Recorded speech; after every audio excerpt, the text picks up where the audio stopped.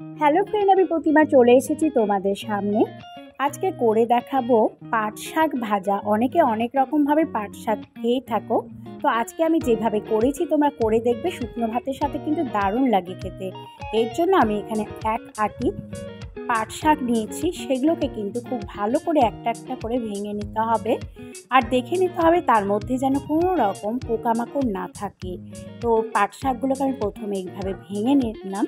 ভেঙে নেওয়ার পর সেগুলোকে 3 থেকে 4 বার ঠান্ডা জল দিয়ে খুব ভালো করে কিন্তু ধুয়ে নিতে হবে। মনে রাখতে হবে এর মধ্যে যেন কোনো পোকামাকড় না থাকে, কারণ এগুলো জমিতে হয়, আর জমিতে নানা রকম পোকামাকড় থাকতেই পারে, তো সেটিকে কিন্তু লক্ষ্য রাখতে হবে। তো শাকগুলোকে আমি 3 থেকে 4 বার খুব ভালো করে ধুয়ে নিয়ে একটি ঝুড়ির মধ্যে ঢেলে নিলাম। সেখানে আমি আধ ঘন্টা রেখে দেবো জলগুলো ঝরে যাওয়ার জন্য। পাট শাকের জল কিন্তু পুরোটাই ঝরিয়ে নিতে হবে। জল থাকলে কিন্তু শাকটা একেবারে নরম হয়ে গেলে খেতে ভালো লাগবে না। তার সাথে আমি নিয়ে নিয়েছি এখানে দুটো পটলগুলো খোসা ছাড়িয়ে খুব সরু সরু করে এভাবে কেটে নিলাম।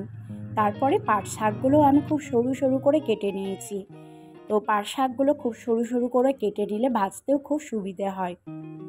পটল আর পাট শাকটা আমার কাটা হয়ে গেছে। এবার আমি একটি ফ্রাই প্যান নিয়েছি, গরম হয়ে গেছে। তার মধ্যে দিয়ে দিলাম 2 চামচ পরিমাণ সর্ষের তেল। এই শাকটা সর্ষের তেল দিয়ে খেতে কিন্তু বেশি ভালো লাগে। প্রথমে আমি নিয়ে নিলাম 4টে শুকনো লঙ্কা। লঙ্কাগুলো আমি ফাটিয়ে দিলাম না, গোটাই দিলাম। কেন গোটা দিলাম আমি পরে বলে দিচ্ছি। আর দিয়ে দিলাম এখানে আমি 1 চামচ পরিমাণ কালো জিরে। তো গোটা শুকনো লঙ্কা ভাজা কিন্তু ভাতের সাথে না অসাধারণ লাগে। যখন শাক দিয়ে মেখে মেখে ভাত খাবো, তখন শুকনো লঙ্কাগুলো একটুখানি ভেঙে খেলে কিন্তু ভীষণ সুন্দর একটা টেস্ট আসে। এবার আমি দিয়ে দিলাম সেই পটলগুলো ফ্রাই প্যানের মধ্যে।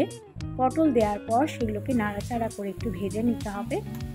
এবার আমি দিয়ে দিলাম এখানে 5-6টা কাঁচা লঙ্কা, সেগুলোকে চিড়ে, আর একটি ছোট সাইজের পেঁয়াজ কুচি করে রেখেছিলাম, সেটিও আমি দিয়ে দিলাম। আর দিয়ে দিলাম এখানে রসুনের কোয়া আর 10-12খানা, সেগুলোকে সরু করে কেটে তার মধ্যে দিয়ে দিলাম। এবার পটলের সাথে সেগুলোকেও কিন্তু একটু লালচে করে আমি ভেজে নেব।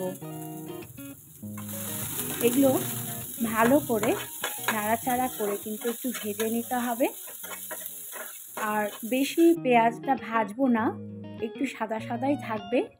এবার উপর থেকে আমি দিয়ে দিলাম সামান্য একটু লবণ, মানে শাকে যতটা লবণ লাগবে ঠিক ততটাই লবণ দেবো, বেশি লবণ দিলে কিন্তু ভালো লাগবে না।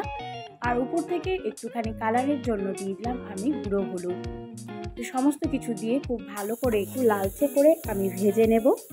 ভেজে নেওয়ার পর আমি এর মধ্যে দিয়ে দিলাম সেই কেটে রাখা পাট শাক। এবার পাট শাকগুলো দিয়ে দেওয়ার পর একটু নাড়াচাড়া আমি করে নেব। একটু উপর নিচ করে শাকগুলো আমি একটু নেড়ে নেব। তো শাকগুলো নেড়ে নেওয়ার পর একটু ঢাকা দেব, আর ঢাকা দিয়ে গ্যাসের ফ্লেমটা কমিয়ে দেব। 3 থেকে 4 মিনিট ঢাকা দেওয়ার পর ঢাকাটা আমি তুলে নিলাম। তারপরে দেখতেই পাচ্ছ শাকটা আমার কতখানি কমে গেছে। এইবার আর ঢাকা দেব না। এইবার কিন্তু শাকটাকে খুব ভালো করে নাড়াচাড়া করে একটু কুড়মুড়ে করে ভেজে নিতে হবে। তো পাট শাক কিন্তু এমনিতেই খুব রসালো হয়, তেলে দিলেই একেবারে নরম হয়ে যায়। সাইড থেকে আরও 2 চামচ তেল আমি দিয়ে দিলাম। তো এইভাবে তেল দেওয়ার পর আরও একটু কিছুক্ষণ ভেজে নেব, 3 থেকে 4 মিনিট। শাকগুলো এইভাবে ভেজে নিলে কিন্তু অপূর্ব লাগে খেতে।